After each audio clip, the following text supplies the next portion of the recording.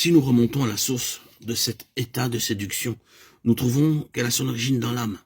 Le séducteur a assailli l'âme, les désirs, la raison, la volonté, et l'a attiré sur une base de vie séparée et indépendante de Dieu. L'intention, c'était de posséder les choses en soi, dans l'ego, le moi, au lieu de les avoir en Dieu, dans la dépendance de lui. Après avoir réussi à entraîner l'homme à exalter le moi dans la dépendance et la supériorité, il se saisit de l'homme comme d'un instrument désormais propre à ses desseins. L'homme cessa d'être conforme au dessein de Dieu, car sa nature elle-même fut changée. Cet homme, changé par sa complicité avec Satan, est un homme faux. Il n'est pas un homme vrai, selon la pensée de Dieu. Et il est maintenant en accord avec les faux royaumes de Satan. L'histoire de l'homme, dans son état naturel, c'est l'histoire d'un mensonge, d'une nature fausse, d'une fausse attente, d'un faux espoir, d'une fausse foi et d'un monde faux.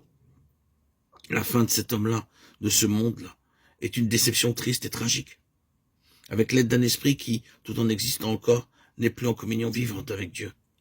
Cet homme entrevoit ou pressent faiblement quelque chose de plus quant à l'intention et au but de son être que ce qu'il a pu saisir.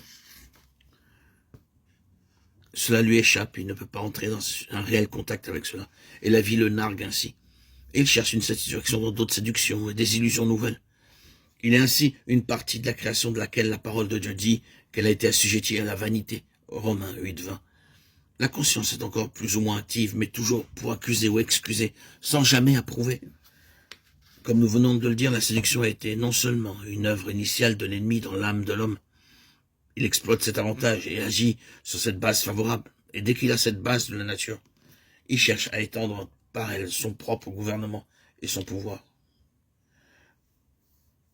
Plus sera forte la vie de l'âme chez une personne, plus grand sera son péril et plus grand aussi sera l'avantage de Satan et des puissances mauvaises.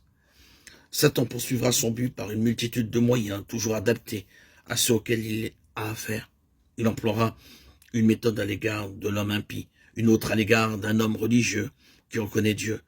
À l'égard de l'homme spirituel, il aura recours encore à d'autres moyens et son système de séduction sera pour eux de contrefaire le système de vérité de Dieu. Il contrefait Dieu lui-même. Il se déguise en ange de lumière. 2 Corinthiens 11:14. Il contrefait l'église de Dieu par sa synagogue de Satan. Apocalypse 2:9. Il contrefait les œuvres de Dieu par ses signes et ses prodiges menteurs. 2 Thessaloniciens 2:9. Il y a une vie contrefaite et il y a des dons contrefaits, semblables à ceux du Saint-Esprit. Il y a une puissance divine contrefaite. Il y a des conversations contrefaites, des expériences et des directions spirituelles contrefaites. Satan se servira des Écritures d'une manière fausse pour s'opposer à ce que Dieu veut nous dire par elles. Il y a une adoration de Dieu qui est contrefaite, un enseignement contrefait, des doctrines de démons. 1 Timothée 4:1. Il y a un baptême de Saint-Esprit contrefait avec des langues. Toutes ces choses ne sont pas étranges à ceux qui connaissent la parole de Dieu, car nous les y trouvons.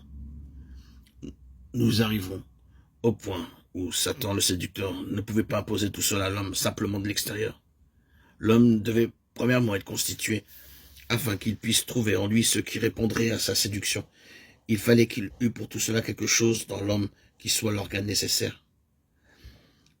La tactique de Satan à l'égard de l'âme d'Adam consista à faire sortir cette âme de sa place afin qu'elle devienne la base de ses opérations. Elle s'évada au-delà de ses limites légitimes et Satan s'en empara. C'est ainsi qu'une alliance s'établit entre la psyché, l'âme de l'homme et les puissances du mal, les esprits séducteurs. 1 Timothée 4:1. L'objectif est atteint.